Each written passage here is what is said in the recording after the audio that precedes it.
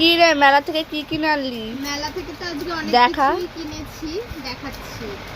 ফার্স্টে দেখাচ্ছি এই স্পুনগুলো কিনেছি। এটা কিনেছে মা, আর তার সাথে কাপ। তো মেলা থেকে তো এই কাপ তো কিনবেই আমার মা, যে মেলাতেই যাক না কেন। আর তারপরে আমি কিনেছি হচ্ছে এই বিউটি ব্লেন্ডারটা, আমার একটা নষ্ট হয়ে গেছে তো তাই জন্য।